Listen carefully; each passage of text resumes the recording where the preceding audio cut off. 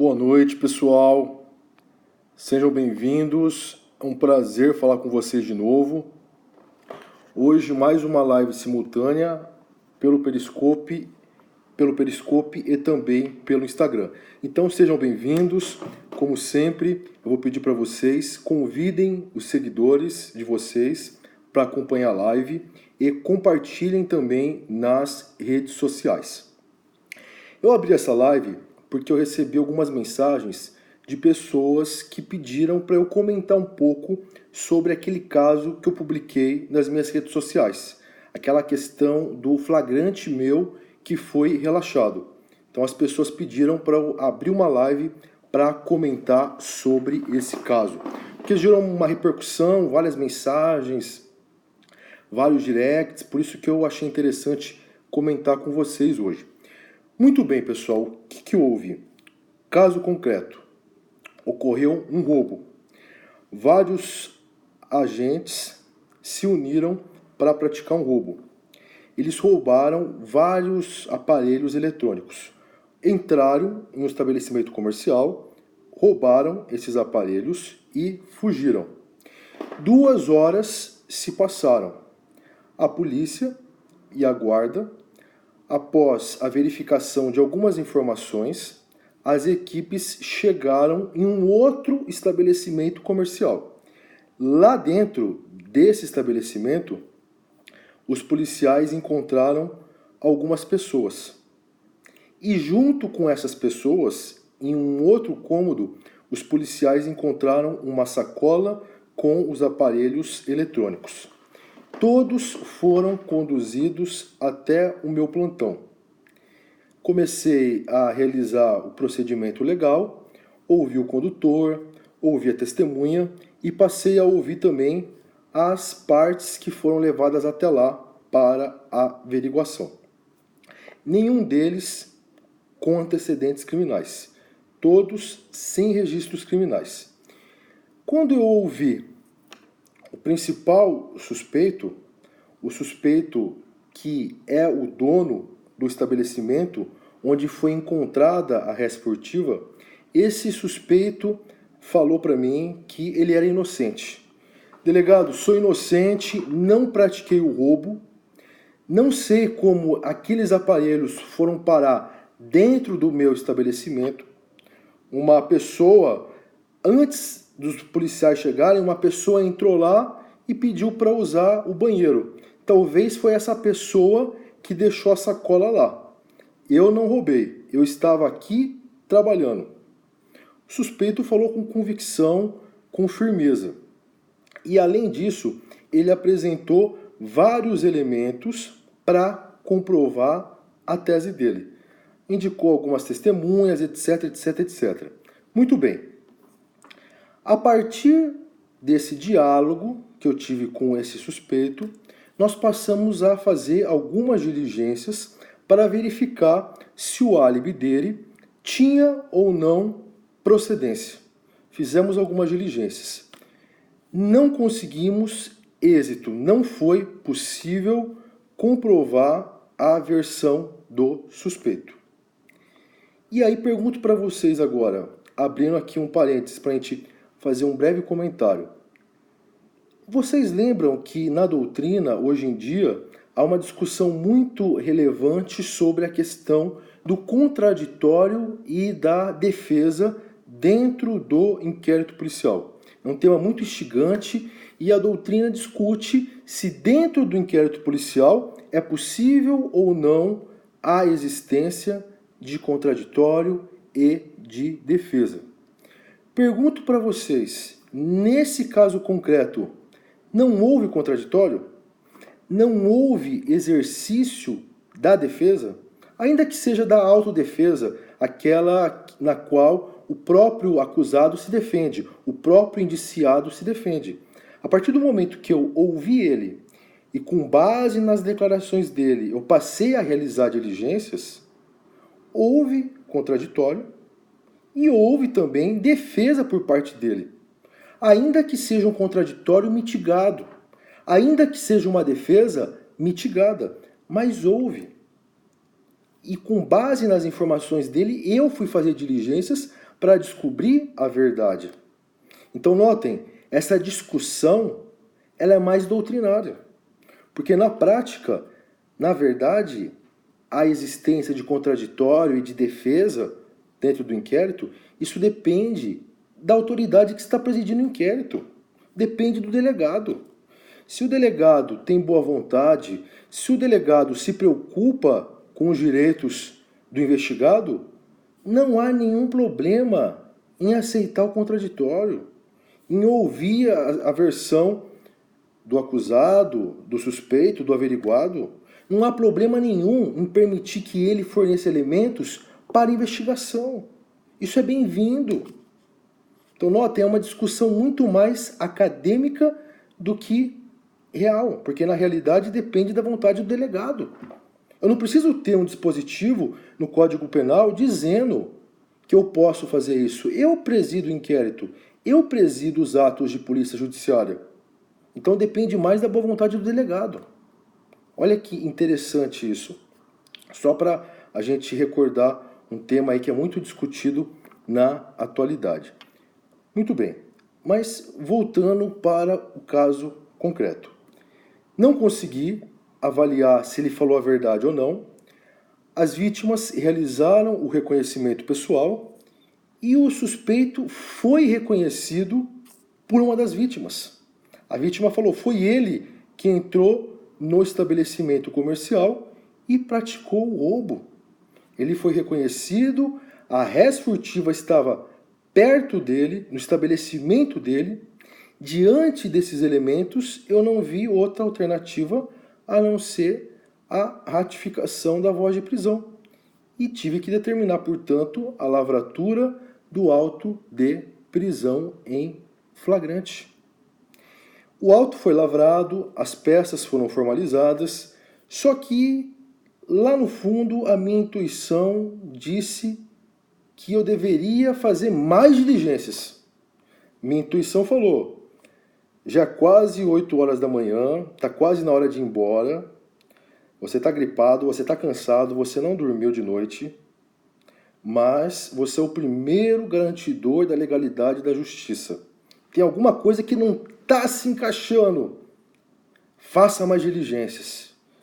Peguei, segui minha intuição, que eu acredito que muitas vezes é Deus falando com a gente. Aquela voz interna que nós ouvimos, em muitos casos é Deus que está mandando o sinal. Então segui a minha intuição, fiz mais diligências e aí eu consegui localizar uma testemunha. E essa testemunha falou, doutor, delegado, o indiciado, na hora do crime, ele estava comigo. Então ele não praticou esse crime. Eu entendo que está ocorrendo algum problema, algum equívoco, porque ele não praticou esse crime. Diante dessa situação complicada, o que eu fiz? Corri para formalizar esse depoimento e para juntar nos autos que foram para o fórum. Eu tive que juntar várias cópias nas comunicações, para o juiz, para o defensor e para o promotor. Só que o flagrante já tinha sido finalizado e a comunicação já estava a caminho do fórum. Eu tive que pensar rápido e eu pensei e cheguei à seguinte conclusão. Preciso conversar pessoalmente com o juiz, com o promotor e com o defensor para explicar essa situação. Por quê? A meu ver, o surgimento de uma prova posterior ou de um elemento probatório, enfim, cada um chama do jeito que quiser. Essa prova posterior, ela teve o condão de fulminar a fundada suspeita anterior. Porque antes eu tinha uma fundada suspeita, houve reconhecimento pessoal por parte da vítima em relação ao indiciado e a res furtiva estava no estabelecimento dele. Então antes havia elementos concretos contra ele. Só que a partir do momento que aparece uma testemunha falando que o indiciado estava com ela, essa fundada suspeita anterior ela é fulminada. Então fui lá no fórum, conversei com a juíza, conversei com a promotora e também com o defensor. Conversei com os três. Falei, olha, fiz o flagrante, ratifiquei a voz de prisão, autuei em flagrante, Porque no momento da lavratura do flagrante, havia justa causa, havia fundada suspeita contra o indiciado. Só que posteriormente, eu descobri um elemento novo. E esse elemento novo alterou o cenário probatório. Então, na minha visão, não há mais fundada suspeita. Em outras palavras, pessoal, eu fui até o fórum para pedir o relaxamento da prisão que eu mesmo fiz. Fui lá no fórum para pedir o relaxamento da prisão que eu mesmo fiz. E eu notei que o defensor, a promotora, a juíza ficaram um pouco espantados, porque é o final de semana, o delegado indo lá pessoalmente para conversar com eles, e não foi lá para pedir temporária, para pedir preventiva, foi lá para pedir o relaxamento da própria prisão que ele efetuou. Senti que eles estranharam, porque provavelmente foi a primeira vez que isso aconteceu. Só que eu me senti no dever de fazer isso, porque o meu compromisso é com a justiça. Até comentei com algumas pessoas depois, e elas falaram para mim, mas é ruim isso, né? Fica chato o delegado pedir para relaxar a prisão que ele mesmo fez. Ora, chato é praticar uma injustiça. Isso que é chato. Isso que é chato. Pessoal, alguns colegas, infelizmente, e algumas pessoas, alguns juristas, têm uma visão com a devida vênia equivocada em relação à função do delegado. Muitos enxergam no delegado somente a função de prender. O delegado deve prender. A defesa é com a defesa é com o advogado, defesa é com o defensor. Olha que visão distorcida. Essa visão não se coaduna, pessoal, com o Estado democrático de direito.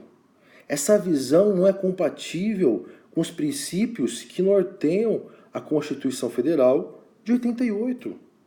Notadamente, não é compatível com a dignidade da pessoa humana, que é a viga mestra do nosso ordenamento jurídico. O delegado não pode ser visto como um autômato, como uma marionete, que apenas carimba as ocorrências que são trazidas pelas forças de segurança pública, não. O delegado é o primeiro filtro, ele é o primeiro juiz da causa, ele é o primeiro garantidor da legalidade e da justiça. O delegado, ele não é acusação e nem defesa. Ele deve buscar a justiça, seja soltando, seja prendendo. Eu adoro prender, adoro dar voz de prisão, adoro ratificar a voz de prisão, adoro falar que a pessoa está presa. Nos casos de pessoas que matam, os homicidas, no caso de estupradores, estupram as vítimas indefesas, no caso de assaltantes, adoro prender. Só que é muito mais gostoso, pessoal, liberar o inocente. É muito mais gostoso liberar o inocente. Entre um culpado solto e um inocente preso, eu prefiro o culpado solto. Eu não posso aceitar a possibilidade de prender um inocente. Porque o cárcere, meus amigos, o cárcere gera mazelas que jamais serão esquecidas. Esses estigmas do cárcere, eles ficam impregnados na alma da vítima. Eles são indeléveis, são inapagáveis. Imagina um inocente ficar dentro de uma cela, de um cubículo com vários outros presos. Aquele mau cheiro, aquele ambiente horrível. Imagina os traumas que essa pessoa vai sofrer. Como eu, na condição de delegado, posso aceitar, posso permitir isso? Então nós precisamos mudar a visão que as pessoas têm em relação ao delegado. O delegado deve ter compromisso com a justiça. Por isso que eu publico os textos nas redes sociais, por isso que eu faço lives, para quebrar paradigmas, para deixar certos ranços no passado, para trazer para vocês essa visão moderna, essa visão humanista em relação ao delegado de polícia. Então a minha intenção é quebrar paradigmas. Por isso que eu publico no Insta, por isso que eu faço live. Não é para aparecer. Eu só estou fazendo o meu trabalho, mas é para contribuir para enaltecer a imagem do delegado, para valorizar o meu cargo, o cargo que eu tanto amo. E mais, é para servir de incentivo para vocês, porque vocês são o futuro do Brasil. Então, futuros colegas, tenham isso em mente. Não sejam os delegados frouxos, os delegados cansados, os delegados vagabundos. Sejam os delegados garantidores da justiça. Contribuam para a mudança do Brasil, tá? Muito bem. E aí a juíza relaxou o flagrante. Relaxou o flagrante, fiquei feliz por ter cumprido os meus deveres, consegui dormir com a consciência tranquila, com a paz de espírito, porque eu cumpri as minhas funções. As investigações terão andamento. E se a gente descobrir que o indiciado foi solto indevidamente, eu mesmo posso pedir a temporária e cumprir o mandado de prisão. Mas o importante é que, naquele momento, como eu senti que era inocente, naquele momento eu fiz o certo. Eu fiz a justiça acontecer. Imagina se o delegado não toma esse cuidado. Imagina os prejuízos que esse cidadão poderia ter no futuro. Um trabalho de polícia judiciária mal feito, pessoal, ele gera inúmeras consequências. Se eu não faço bem aqui o flagrante, quando bater lá no fórum, se o promotor, se o juiz não analisar direito, esse flagrante pode ser convertido em preventiva. Vai se passar 1 ano, 2 anos, 3 anos, até que talvez chegue um dia que uma alma de boa vontade vai sentar com calma para pegar o caso e ver com atenção. Olha, faltou uma diligência aqui, ó, tem essa contradição aqui, só que nisso já se passaram vários anos. Talvez já tenha ocorrido a condenação, o trânsito em julgado, aí é mais um caso para a Globo exibir. Então a atuação inicial do delegado é fundamental, ela gera consequências lá na frente. Por isso que tem que ser feito um trabalho correto, justo, sem preguiça, com boa vontade. Entenderam? E eu destaco um outro ponto para vocês. Notem, essa atuação que eu estou narrando para vocês é uma atuação permeada pelo garantismo. É uma atuação totalmente garantista, porque teve como objetivo tutelar os interesses do investigado. Com isso eu quero dizer que é possível ser garantista sem ser garantista hiperbólico monocular. Eu sou totalmente contra o garantismo hiperbólico monocular. O que é esse garantismo hiperbólico monocular? É aquele garantismo excessivo, é aquele garantismo demasiado, que extrapola. É aquele garantismo que só observa os direitos, os interesses dos alvos da persecução. Por isso que ele é hiperbólico, ele é exagerado, por isso que ele é monocular, ele só enxerga os interesses dos alvos da persecução penal. Ele esquece dos interesses da coletividade, da sociedade. Ele não fornece instrumentos eficazes para a defesa da sociedade. Esse é o garantismo hiperbólico monocular. Eu sou contra esse garantismo. Mas o fato de eu ser contra esse garantismo não me impede de ser garantista, porque são coisas distintas. Eu sou garantista integral. Eu quero proteger os interesses dos alvos da investigação, mas eu também quero proteger a sociedade. Então o meu garantismo é integral. Então dá para ser garantista, dá para ser rigoroso e dá para ser justo. Esses 3 elementos, eles não se excluem. Dá para ser tudo isso. É que cada caso é um caso. Se tiver que ser rigoroso, vamos ser rigorosos. Se tiver que ser garantista, vamos ser garantistas. O importante é conjugar esses 3 fatores. Ser garantista integral, para proteger os investigados, as vítimas da sociedade. Ser justo e ser rigoroso também, porque a criminalidade está com uma força tremenda. Não dá para ter tratamento brando. Precisamos atuar com rigor, mas sem perder a humanidade, sem abrir mão dos princípios garantistas. Isso é o garantismo integral. Entenderam? E agora eu quero comentar com vocês um pouco sobre a parte técnica, que eu já vi cair em muitos concursos. Afinal de contas, o que é esse relaxamento? Em que consiste o relaxamento? Pessoal, o relaxamento da prisão, algumas pessoas confundem, por isso que é importante a gente recordar. O relaxamento ele está previsto lá na Constituição Federal, no artigo 5º, inciso 65. Nesse dispositivo, o legislador fala que a autoridade judiciária deverá realizar o relaxamento da prisão ilegal. Artigo 5º, inciso 65 da CF. No Código de Processo Penal, o relaxamento está no artigo 310, inciso 1º.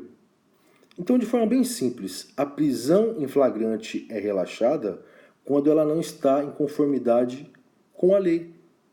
Ocorreu a prisão em flagrante, logo em seguida acontece a audiência de custódia.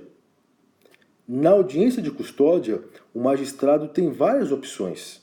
Ele pode converter o flagrante em preventiva, ele pode relaxar a prisão em flagrante, ele pode conceder liberdade provisória, ele pode aplicar medidas cautelares diversas da prisão. Ele tem várias opções e ele vai relaxar a prisão quando ela for ilegal. Quando não existir algum requisito na prisão em flagrante. Por exemplo, não ficou caracterizada nenhuma das hipóteses do artigo 302. O artigo 302 é aquele dispositivo que trata das hipóteses de prisão em flagrante. Flagrante próprio, flagrante impróprio, flagrante presumido. Então, se o magistrado percebe que naquele caso não dá para aplicar nenhuma das hipóteses de prisão em flagrante, ele relaxa, porque nenhuma das hipóteses é compatível com o 302. Outro exemplo de relaxamento. A prisão em flagrante foi efetuada, mas sem indícios suficientes contra o indiciado, sem fundada suspeita. Sem a fundada suspeita que está lá no artigo 304, parágrafo 1º do CPP. É mais um exemplo de relaxamento. Então é importante não confundir o relaxamento com a liberdade provisória. Se você está fazendo uma peça num concurso ou como advogado e você sabe que a prisão foi legal, se dá para encaixar ela no 302, se tem fundada suspeita, não é correto, tecnicamente falando, você formular um pedido de relaxamento. Porque a gente só vai relaxar o que não está de acordo com a lei. O ideal, se a prisão está de acordo com a lei, o ideal é você pedir a liberdade provisória e não o relaxamento. Tá? Fica essa dica para vocês. E agora, para finalizar. Professor, o delegado pode ou não pode realizar o relaxamento da prisão em flagrante? O delegado pode ou não pode realizar o relaxamento da prisão em flagrante? Qual que é a opinião de vocês? Pode ou não pode realizar o relaxamento da prisão em flagrante? E aí? Pode ou não pode? Anotem aí, futuros deltas. Anotem. Pode ou não pode? Por si só não pode. Basicamente, 3 correntes. A primeira diz que não. O delegado não pode relaxar a prisão em flagrante. Por quê, professor? Porque lá no artigo 5º, inciso 65, o constituinte originário falou que cabe à autoridade judiciária realizar o relaxamento da prisão ilegal. Portanto, se o constituinte falou em autoridade judiciária, o delegado não pode realizar o relaxamento da prisão. Primeira corrente. Tem uma segunda corrente que diz que sim. Ora, Se o delegado é o primeiro garantidor da legalidade e da justiça, nós não podemos limitar a atuação dele em prol do bem, em prol da justiça, em prol da lei. Ele é o primeiro filtro. Ele deve ter liberdade para atuar, sempre com base na sua convicção jurídica devidamente fundamentada. Então, para essa segunda corrente, sim, o delegado pode realizar o relaxamento da prisão em flagrante. E nós temos uma terceira corrente. Essa terceira corrente diz que o delegado, na verdade, ele não faz o relaxamento da prisão em flagrante. Ele deixa de ratificar a voz de prisão. Então, se a Polícia Militar apresentou no meu plantão uma ocorrência e eu entendo que essa ocorrência não está em conformidade com a lei, se eu entendo que não é caso de prisão em flagrante, se eu entendo que não há indícios contra o conduzido, eu não vou relaxar a prisão. Eu vou não ratificar a voz de prisão que foi dada pelo PM. Então não é uma questão de relaxamento, é uma questão de não ratificação da voz de prisão. Essa é a visão da terceira corrente. Qual que é a minha visão? Eu entendo que o delegado pode sim realizar o relaxamento da prisão em flagrante. Porque nós não podemos limitar os direitos do averiguado, do conduzido. O delegado deve ter liberdade para atuar de acordo com a sua consciência e de acordo com a sua ciência, sempre com respaldo na lei. Então eu entendo que o delegado pode relaxar a prisão em flagrante. Tudo vai depender do momento. Já houve a formalização dos atos de polícia judiciária? Se já houve a formalização e se essa prisão já foi mandada para o fórum, a comunicação, fica difícil eu relaxar. Como que eu vou relaxar se eu já acabei a minha atividade? Se eu já esgotei a minha atividade em relação ao flagrante? Se já houve a comunicação, a bola vai passada para o judiciário. Então depende do momento. Agora, se eu ainda estou com um caso na minha delegacia, se o flagrante ainda não acabou, e se surge uma prova forte, robusta, eu mesmo posso relaxar. Eu posso fundamentar. Estava sendo lavrado o flagrante, no entanto, com o surgimento da prova nova, entendo que é caso de relaxamento. Se a ocorrência está comigo ainda, imaginem um caso de roubo. A pessoa está sendo presa por roubo. Só que aí chegam lá na delegacia os advogados com imagens de uma câmera que pega o verdadeiro autor do roubo. Ou se o autor do roubo verdadeiro é capturado. Diante dessas provas robustas, como não relaxar a prisão em flagrante? Eu vou ter que deixar o inocente preso e esperar a manifestação do judiciário? Se o caso está comigo ainda, é desnecessário. Na época do agigantamento dos direitos fundamentais em relação aos indiciados, em relação aos acusados, por que limitar a atuação do delegado em prol do indiciado? Não faz sentido. Não faz sentido. No período de garantismo exacerbado, não faz sentido querer tolher a atuação do delegado em relação à defesa do investigado. Não faz sentido nenhum. Tá bom? Então, esse é o meu ponto de vista. Compreenderam? Então acho que nós finalizamos a live. Como que é? Curtiram o tema de hoje? Espero. O que vocês acharam? Eu não fiquei prestando atenção nas mensagens para não perder o fio do raciocínio, tá? Então me preocupei em passar a mensagem, não ficar olhando para as mensagens para não perder o raciocínio. E agora eu quero ouvir vocês. Top, legal, obrigado, sim. Manu, meu irmãozão, tamo junto, parceiro. Sim, vamos passar o trator, uhul. É isso aí, Dani. Feeling, mais tirocínio, mais boa vontade. E é isso, né, pessoal? O compromisso com a justiça tem que ficar acima de tudo. Ainda que seja necessário desconstituir a prisão que o próprio delegado fez. O compromisso é com a justiça, não é com o egocentrismo, não é com a soberba. O compromisso maior é com a justiça. Se tiver que voltar atrás, que isso ocorra. Até mesmo porque não é nem uma questão de voltar atrás, é porque surgiu um elemento novo e alterou o cenário probatório. Mas o importante é ter humildade para saber reconhecer o que é necessário ser feito, ainda que isso custe o relaxamento da sua própria prisão. O compromisso é com a justiça, não é com o ego, não é com a vaidade. Esse deve ser o perfil do delegado garantista integral. Abraço para o Maranhão. Um abraço para o Maranhão.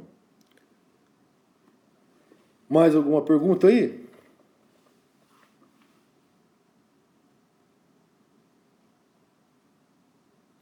Valeu, Soraya. Boa reprise para você. Qual posição adotar na prova? Pessoal, numa prova objetiva não vai cair esse tipo de questão, porque é uma questão complexa. Numa prova de segunda fase ou de terceira fase, vocês terão espaço para discorrer sobre as várias correntes que eu citei. Citem todas. Citem todas. Tá bom? Citem todas. Sempre com um olhar garantista equilibrado, um garantismo integral. É isso aí, Tenório, abordar as 3. Como que é? Se pode o delegado titular discordar do delegado do plantão? Pessoal, a hierarquia na polícia ela é administrativa, tá bom? A hierarquia entre titular, plantonista, seccional, diretor, delegado geral é uma hierarquia administrativa.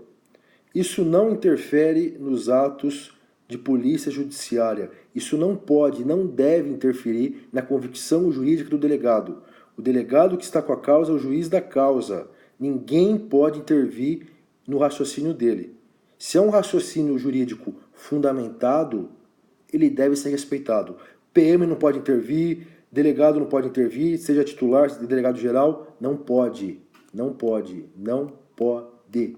Porque senão a gente coloca em risco o Estado Democrático de Direito. Essas intervenções devem ser afastadas com veemência. Qualquer tipo de interesse não pode interferir na convicção do delegado. Interesses políticos, econômicos, isso tudo não é compatível com as funções do delegado do século XXI. Mais alguma pergunta? E aí?